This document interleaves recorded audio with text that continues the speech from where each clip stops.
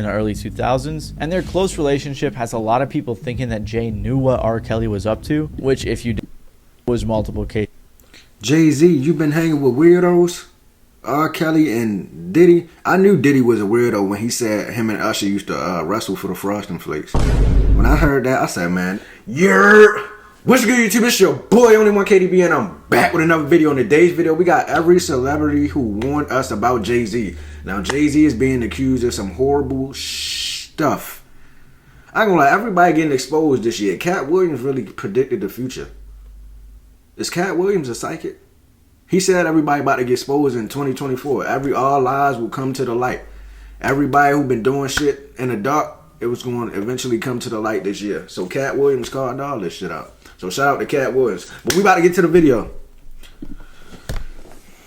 Following all of the Jay-Z accusations and people looking into his association with people like P. Diddy, a lot of fans We should have known he was hanging with that what weirdo. other celebrities have been saying about Jay-Z over the years, and seeing if any of it correlates with the recent lawsuit. And there have definitely been some strange happenings from Jay-Z over the past few decades. So today we're going to be looking into every celebrity who tried to warn us about Jay-Z, starting off with Dame Dash. Real quick, I do want to clarify everything in this video is like speculation from the fans, since after the recent lawsuit, everyone's been looking at him a little bit differently. Really what we're going to be looking at is things other celebs have said about Jay-Z that seem a little suspicious after what's been coming out. However, if you want the actual facts of the lawsuit, Jay-Z's extortion claims and everything along those lines, I made a whole video on that the other day, so feel free to check that out. On top of that, some new news came out where the alleged victim said she made some mistakes in recollections of that night, but also claims that she still stands on her major accusations. NBC said that they found some inconsistencies in her allegations, which I will link to down below. I mean, she even said that her dad didn't remember this happening, even though he was the one who supposedly picked her up afterwards. And then Jay-Z said in response to this,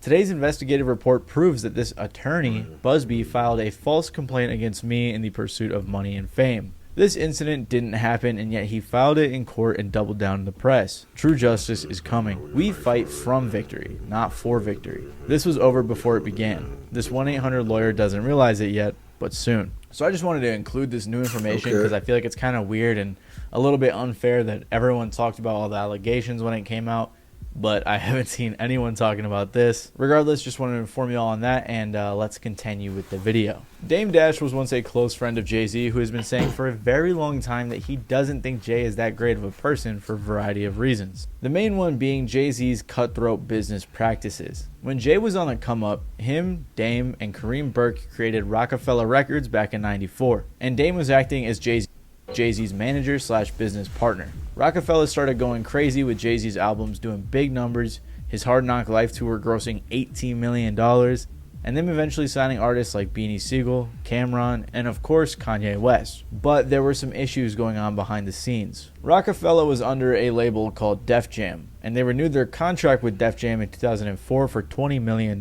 Jay, Dame, and Kareem were all planning to sell their shares of the company, and they did for millions of dollars. Then, Jay told Dame to meet him in a restaurant, and according to XXL, Jay had been appointed as Def Jam's president and CEO. The remaining 50% stake in Rockefeller had been sold to Def Jam, and Dame viewed Jay's move as the ultimate betrayal. Basically, Jay-Z took over Rockefeller by becoming the CEO of Def Jam without Dame's knowledge. Dame said in regards to the incident, "Go ahead and take the money and the job, but don't take Rockefeller with you." Dame also said that Jay said it was just business. According to Dame, "We were always supposed to be about more than business. Jay especially. I did everything I possibly could so that he didn't have to raise his voice. He just had to whisper something in my ear and I'd take care of it. The people I fought with to make money for him, Larry Cohen and Kevin Liles, he's made friends with.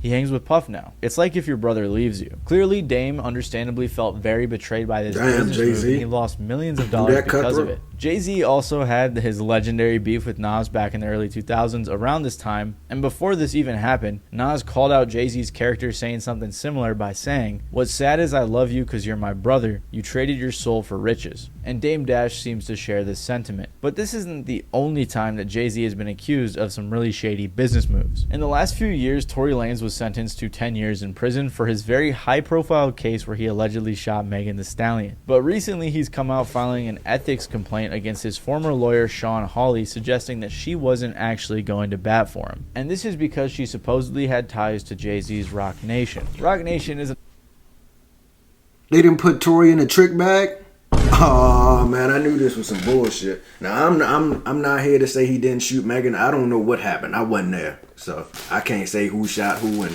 when did they shoot him. But damn, Roc Nation got their hands all over this. This is some shady business, Jay-Z. I ain't gonna lie, man. This shit crazy right here.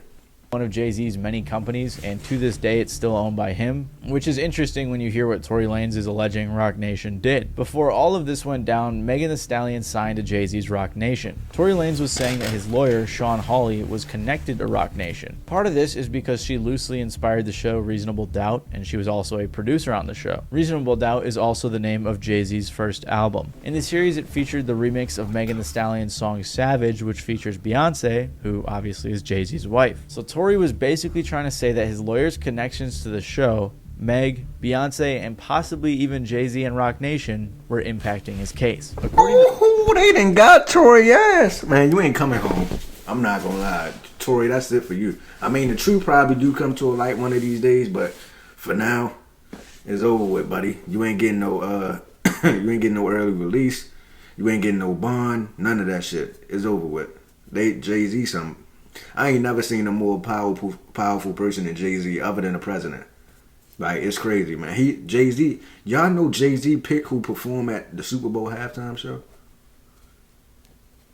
Bro, once I realized that, I said, man, this nigga got some power out of this world. I'm not bullshit. But let's continue. My bad. The Toronto Star also believes Hawley was acting under Roc Nation's orders when it was suggested that he accept a plea deal, which he declined. Hawley also stepped away from Tory's defense 5 days before he was found guilty. In response to Tory's claims, she said, Mr. Peterson, which is Tory's real last name, brought these meritless claims to the state bar over a year ago, and they were summarily rejected and the matter was promptly closed. His actions to publicize this failed effort are likely tied to the appeal of his criminal conviction, for which I wish him well. I have never had business ties to Roc Nation, and Roc Nation has nothing to do with the television show Reasonable Doubt, which I co-produce. Basically, Tory had this whole conspiracy theory that Jay-Z's Roc Nation, since they were partnered with Megan, was trying to get her out of this situation, and then that's where the lawyer comes in, and I guess she screwed him over. In response to this, according to Vibe, a reputable source told them nobody on Jay-Z's team or Roc Nation had anything to do with this Reasonable Doubt show. I don't know if they're conflating the fact that Jay has an album called Reasonable Doubt,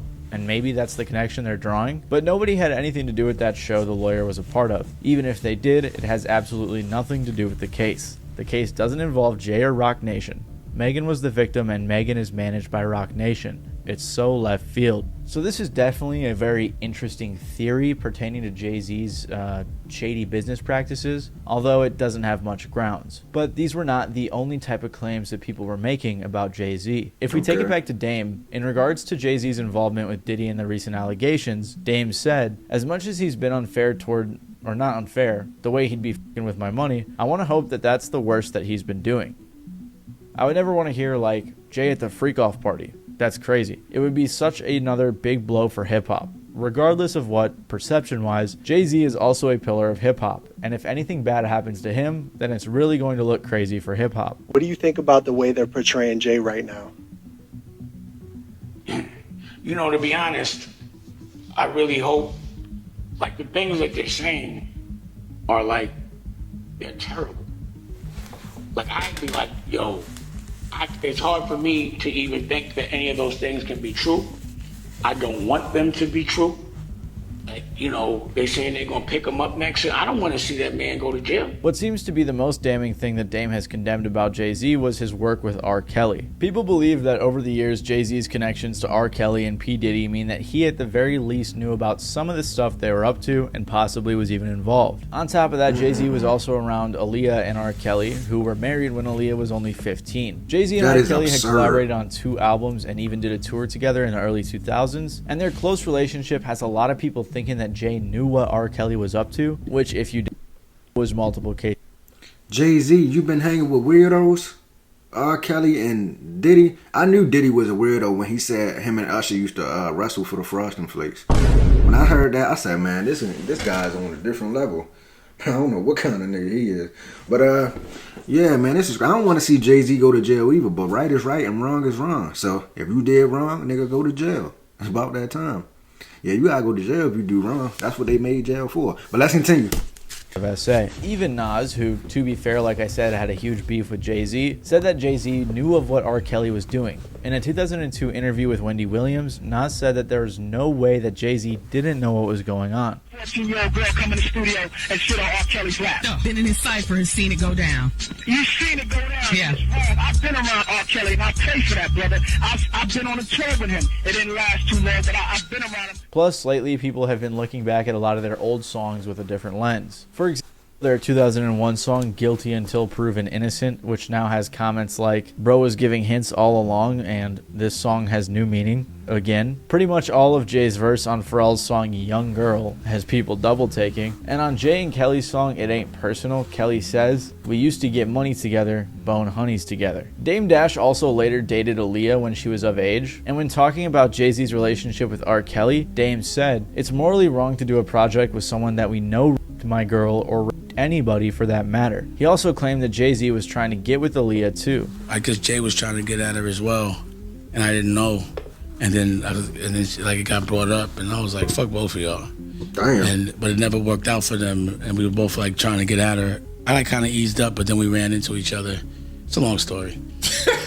So you and Jay was both getting at Aaliyah, obviously. Everybody was getting at Aaliyah, bro. Right. So undoubtedly there was some shady stuff going down in their circle, as both Diddy and R. Kelly were friends with Jay, and it's possible Jay knew of some of the stuff that was going down. Recently, in an interview with R. Kelly's former cellmate Ronnie Bo, it was also even alleged that Jay-Z wanted to have R. Kelly killed. Apparently Kelly had no real proof, but he insisted to Bo that Jay-Z had a price on his head. This is because of their collab album The Best of Both Worlds, which Bo claimed Tupac was supposed to be on instead. Apparently after Tupac was killed, Diddy wanted Biggie to be on the album, but he passed as well, which led to Jay-Z taking the spot.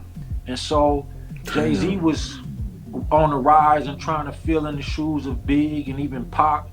So Jay-Z felt like if he was able to do the best of both worlds with R. Kelly did, it would put him where Big and Pac was at, you know what I'm saying? And that's what he was striving for most of his career until he felt like he had exceeded their success. Then in 2004, Jay and Kelly teamed up with another album which they toured with. Just weeks in, when performing at Madison Square Garden, things went south. R. Kelly ran off stage out of nowhere claiming there were men pointing guns at him. And when Kelly finally made his way back towards the stage, Jay-Z's close friend pepper sprayed him. After this incident, Kelly was removed from the tour, so in response he hit Jay-Z with a $75 million lawsuit for breach of contract. Jay-Z clapped back, countersuing Kelly for $65 million. Bo said that around this time, Kelly felt like Jay-Z was really trying to position himself to be at the top. Kelly even said he was getting death threats, which he believed came from Jay. Although I will say this is like a really unsubstantiated section, because Kelly's cellmate doesn't really have any proof. This is just things he was saying. There's no one else that so he could just be making up shit. So this little chunk here is a lot more of a fringe theory. Another person though who was deeply involved in the industry and seemingly was offering some insight was 50 Cent. 50 Cent also commented on this situation a few times, which at first had people thinking Jay-Z was guilty. This is because of the things he said on Instagram after Diddy got caught. Like when he said, anybody seen Jay? Puff said he ain't been answering his phone. This is because around this time after Jay-Z got caught and all this new information was coming out, Jay-Z was not saying a word. After this, 50 went on some interviews speculating that the people who weren't talking about the Puff situation were only quiet because they were involved. So you have something huge coming up, which is a documentary about P. Diddy, Puff Daddy, P. Diddy. Yeah. Did he do it, right? I know he did it. You've been Did heavy he on do it? social He media did it. talking about He it. did it. And I'm the only one who's been vocal about this long before it actually. Oh, you've been saying this for a long time now. And then no one was, they're just, why is he saying this? And now it's coming out like crazy. But I also didn't participate. I also didn't go to those parties. Yeah. So a lot of the celebrity culture that you don't hear saying anything is because they participated. Which, after him pointing out that Jay-Z was quiet, fans assumed that the two statements were connected. After Jay-Z was actually named in the lawsuit most recently, 50 said, okay, I don't know what's going on, but are we still going to have the Super Bowl? I'm just asking for a friend. And after Jay appeared alongside his family on the red carpet, shortly after the allegations came out, 50 posted saying, Jay said, they said I cryptic kid. Everybody get dressed. We going to see Mufasa. LOL. If that wasn't enough, he added another post, which was a AI video of Diddy and Jay getting arrested. And after posting it, 50 said, "I wanted to post this, but I'm afraid I'm going to get shot. LOL." With all of these statements from 50, a guy who's been in the industry for decades, a lot of people really thought that Jay-Z was guilty, or at least thought that that was what 50 was implying. But it seems like 50 was just joking around a little too much. This is because on an interview with Big Boy, he wished Jay's family well and spoke on the media craze. Do you ever feel like, man, like there's just so much gotcha that goes on? Yeah, I mean, look, right now, it's not. We live in a climate that it's not even what you did. It's what they said you did. Right.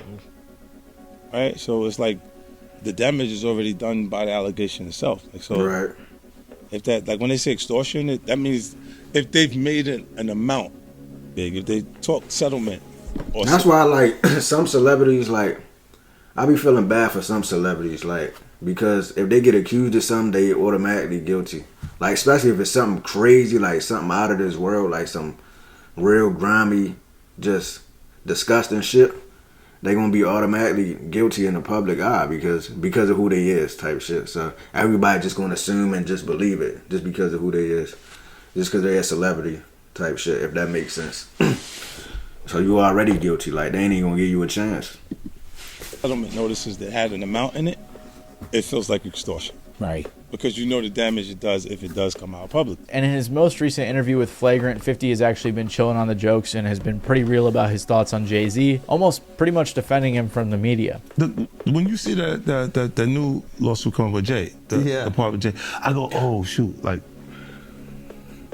Then I think about it, I go, that had to be there. So when I was saying that he was missing, he just wasn't actively being out there because they was dealing with that. Wait, but do you think there's truth to the Jay thing? There's no way. Know, like that, look, you know, so, like if you say, I have this thing where I'm conflicted when it takes you 20 years to remember something happened to you. Yeah. 50's original issues with Jay trace back to a record-selling battle between 50 and Kanye, who obviously was Jay-Z's artist, and 50 said if he lost, he'd retire. Eventually, he ended up losing and going back on his word, but 50 later claimed that Jay-Z had influenced the results in an attempt to retire him. There have been some subtle jabs here and there. For example, with Jay-Z allegedly trying to keep 50 out of the Super Bowl halftime show. And maybe You've been insinuating Jay-Z a little bit. Yeah. Like you've been saying people gonna come for him a little bit. No, I thought he would do funky stuff like the Super Bowl. Like it was not okay for me to be at the Super Bowl. Oh, he tried to cut that. Yeah, he didn't want me to. Well, they worked to make like there was an issue with me in the NFL that doesn't exist. So he did the corporate way of trying to keep you down. Oh, it's not me, it's them. It's them. And then when M says he's not gonna do it if I'm not there, then let's go. Yeah. But until now, it's been mostly light. And another person who has made some claims and backed up this idea against Jay-Z is Lord Jamar. Lord Jamar is a rapper, DJ, actor, podcaster, and is generally involved in the music industry. Jamar said in an interview with the Art of the Dialogue podcast, before Jay-Z was named in a lawsuit, that he thought Jay-Z's silence after the Diddy stuff coupled with how young Beyonce was when they got together was strange. Yeah, you right about that. 50 going at Diddy hard, man. But how you feel about the people that's saying Jay-Z is next? Yeah, but I have been hearing that a lot. You know, I'm not gonna lie. When certain people get to a certain level of fame, I don't know why, but you start to hear little about certain people sometimes. And I don't know how many people are really exempt from it. Have I heard little shit about Jay-Z? Yup. But then, if we be real with ourselves, it was kind of abnormal when he got with Beyonce. Like, she was pretty young when he got with her. There's rumors that he was messing with Foxy Brown when she was pretty young.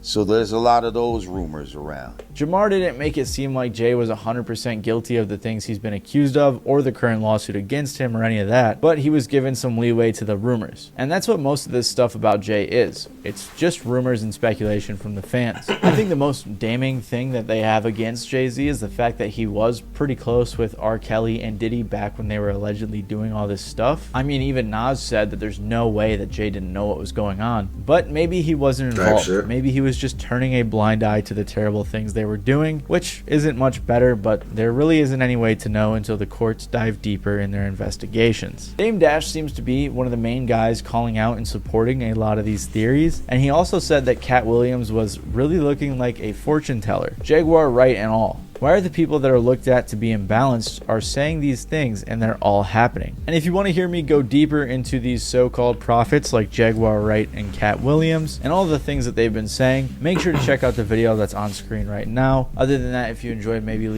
I said Cat Williams was a prophet at the beginning of the video. But anyway, we about to get out of here, man. If y'all enjoyed that reaction video, make sure y'all like, share, and subscribe. Shout out Maddie Balls.